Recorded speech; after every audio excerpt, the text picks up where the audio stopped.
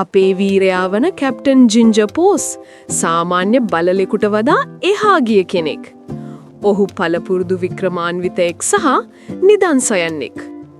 දහවල් කාලයේ ඔහු පැරණි පොත් වර්ග කරමින් සිටියදී දූවිලි බැඳුණු රහස් සිටියමක් සොයාගත්. සිටියමෙන් පෙන්වා දුන්නේ ජනප්‍රිය ජින්ජකඳු මුදුනේ නැති වූ දියමන්තිය වෙත යන මාර්ගයයි.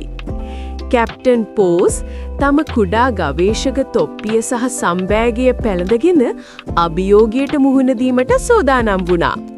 වික්‍රමය ඔහු බලා සිටියා.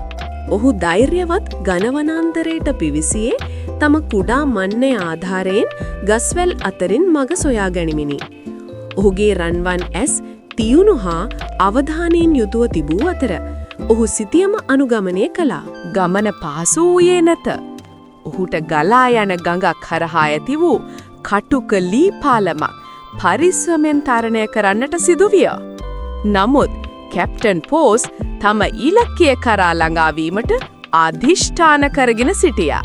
අවසානයේදී සිතියම ඔහුව පුරාණ සැඟවුණු නටබුන් වෙතට ගෙන ගියා.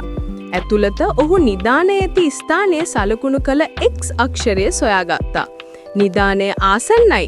ඔහු තම කුඩා සවලෙන් බිම හැරීමට පටන් ගත්තා. සීරි. අන්න ය තිබෙනවා විශාල දිදුලන නිදන් පෙට්ටියක්.